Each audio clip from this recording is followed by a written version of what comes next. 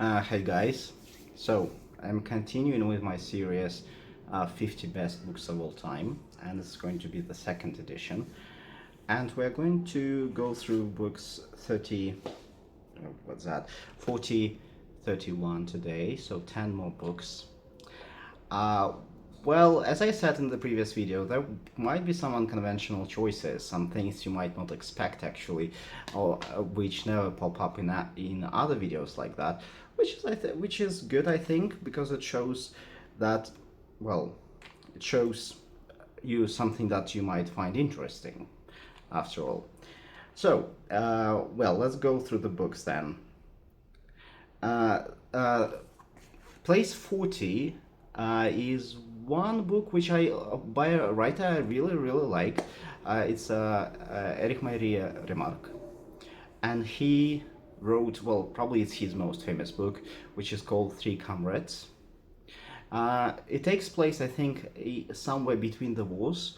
The setting is those times in Germany.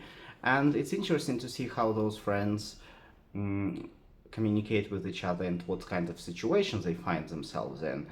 But basically, I think at the heart of it lies a love story, because there is one particular character who is a bit sick and she needs to recuperate and things like that. I don't remember much really, but I remember how.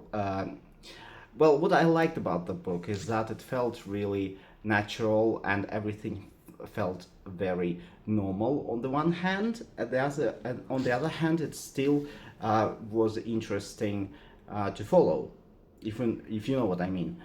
So basically, it didn't feel far-fetched. It felt as it should be, as it might have happened at that time. And those feelings which I felt, or which the characters had between themselves, they all felt very genuine. And overall, it was quite a touching story, I would say. So I would highly recommend it. So the next one, place 39, is a book by, who is it? All right. Oh no, I forgot the name of the writer. Okay, I'll put it here on the screen. I think it's something. Okay, I'm not going to guess because I might be wrong with that. So the book is called The Night. As I recently found out, there is actually a couple of sequels, like The Day and something else. The Night is a heartbreaking story of a man who went through concentration camps, and I think that says a lot. So basically, uh, you see it through the eyes of the person who had to go through those horrors of those times, and I think makes you appreciate what you have on the one hand. On the other hand, you kind of feel you strongly feel about you feel like we have to live in a world where something like that might not happen again, and we need to do everything in our power to keep world from going into ruin again, and things like that. And again, it's a personal story. It's very uh, detailed in the way he shows his feelings, and there are a lot of different shades of feelings. You can imagine that. It's not just he was scared, but there was like different shades of it, and he described it really well. So it's a good way to understand how human psyche works and what kind of feelings we might experience in certain situations. So I think it's a good book and it's a must for a lot of people to read. Okay, so then the next one I have. Uh, Okay, so the next book is by. Oh no, I'm a bit forgetful today. Uh, what was it called again? Okay, I'll again I'll put it on the screen. Sorry, I remember some of the things like it's what do androids dream? Do android shapes dream or something like that? I don't remember the whole name, but it's a book by Philip Dick, uh, and it's interesting. It's a short story basically. I wouldn't call it a full blown book, but it's still quite interesting because it raises questions of consciousness and things like what makes us human, and you kind of keep guessing and asking yourself where is this border between what makes us human or just makes us a robot. And I think it's a very mm, relevant topic these days. You would probably agree with me with AI and everything. So, and it was interesting. I think it was very timely, uh, published in his own time, and it's definitely a standout in terms of short stories and science fiction. So I would recommend that as well. Okay, so what do you have next? Yeah, this one is interesting. I think it's a play, and it's called The Importance of Being Earnest by Oscar Wilde. I actually had to do a thesis on it when I was at university, and it was a lot of fun. Actually, there is a lot of irony in this. Well, generally, what Oliver Oscar Wilde writes usually has a lot of irony, and they are quite humorous, I think. That's at least the way I perceive them. The same with this book. There are a lot of different social, what do you call them, faux pas, and different very um, awkward situations which people find themselves in. And it's a good play, I think. So I put it on place uh, 37. All right, the next one. Uh, a book I just picked randomly. I had no expectations from it, but then I just ended up falling in love with it. It's called The Cat's Cradle by Vonnegut, Kurt Vonnegut. And honestly, if you ask me what the book was about, I don't remember. It's something about creating some weapon of mass destruction, similar to, akin to nuclear powers and nuclear bombs and things like that. And I think it's about the inventor. But it has so many layers to it. You know, there are a lot of different things happening, and it kind of feels sometimes very, I would say, Kafkaesque, because situations change one after the other in sometimes not the most logical way, and some very strange things happen. You don't really understand. Well, are they dreaming something, or is it happening for real? That's the expression I got from it. I don't remember the plot well, but I think I remember well how easy it was read it. I just sailed through it very without any effort really, and it was just a great pleasure to read them. I read other books by Vonnegut, but this one was the best by far. So then we have, okay, this is a big one. The next one is The Great Expectations by Charles Dickens. And, well, what can I say?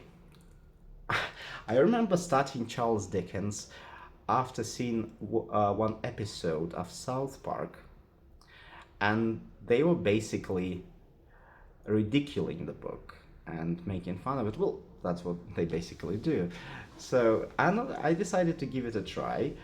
It being such an important piece of literature, especially in schools and universities, everyone has to read it. So I thought I'd give it a try, and honestly, I was mesmerized. Very good. Like from the very beginning, you like the story. The characters are amazing, and they have a lot of developing, and you are wondering. You are really rooting for the main character. At the same time, you wonder what's going to happen in the end. So, by far, well, I highly recommend it. I think that everyone should read it.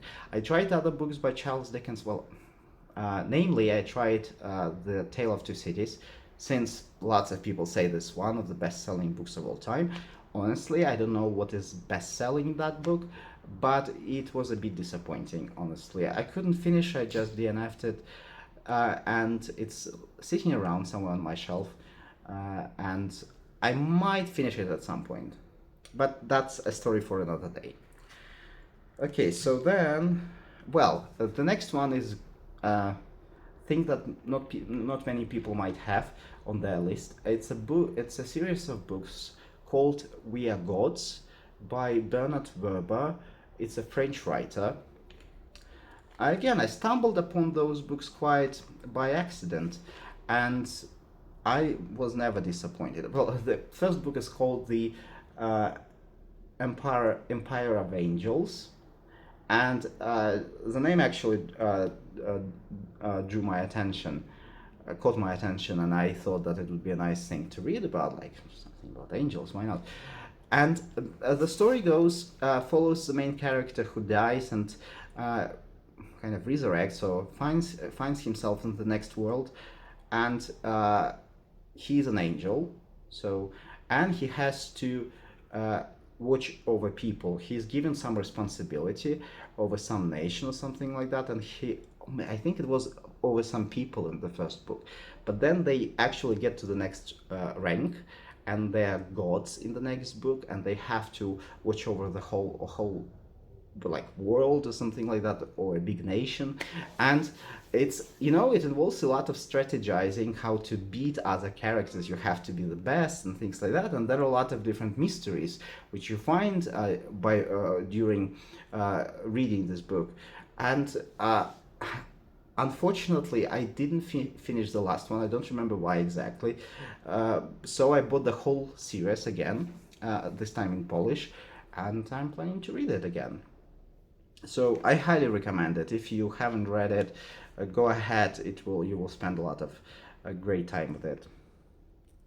Okay, the next one is a classic which everyone knows. It's To Kill a Mockingbird by Harper Lee, and I generally feel that I totally understand why some people have it on top of their lists of best books of all time. It's really well written. It's simple enough not to get muddled into details like with some books. I read this book by Toni Morrison, Beloved. Honestly, it was so complicating, so convoluted. No, I couldn't understand anything. I just gave up after a few pages. But this one is very simple. It's accessible to everyone, but at the same time it's quite deep. I think that what in the end made that book very special for everyone. And of course it's important, like the topics that she raises, the slavery, discrimination, other things, they hit really hard and you feel it very profoundly. So that's what I liked about it. So then I have, okay, this is a children's book. I have a couple of entries of children's books on my list. I thought it was only fair because I did spend some part of my childhood reading some books. I didn't get into serious literature like until I was maybe 17 or something like that. I was reading a lot of junk stuff and things, but some of them were very good. And I remember this one, it has a special place in my heart for it, and it's called Pippi Longstocking by Astrid Lindgren. I think it's just amazing. It's such a nice and cute book, and when you're a child, you can relate to the characters a lot, and you follow their adventures. I like the cartoons based on it. I like the books.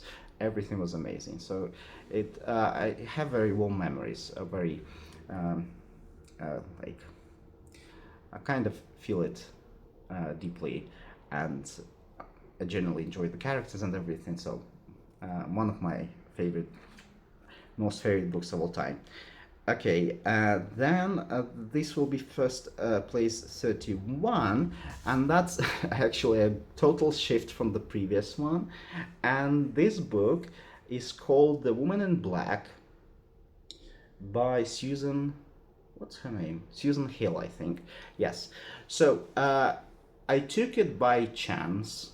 Was it? No, actually, it wasn't by chance. I had heard about the film, and I thought, okay, might be an interesting read. Like it says that it's an exemplary ghost story on its cover, so I thought it would be interesting to read it.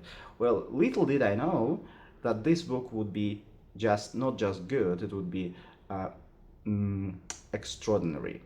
I think it's one of the best ghost stories I've ever read, and it is scary at some points actually.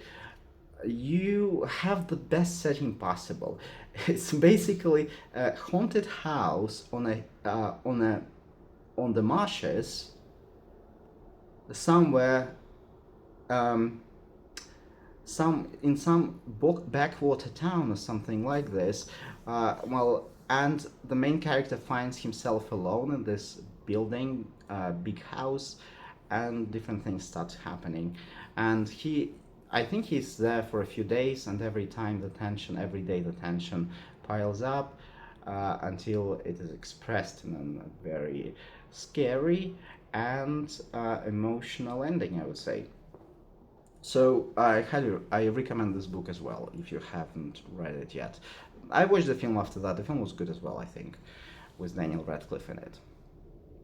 Right. So you see, I went through the list from 40 to 31. It's 10 more books, and I will be recording those videos quite regularly. But usually I do that when I feel like it. I have the right mood for it. So I've been experiencing some issues with my camera. I don't know what exactly, but sometimes the sound is delayed. So fingers crossed it's going to be alright, because it would be a shame to remove the whole video because of that.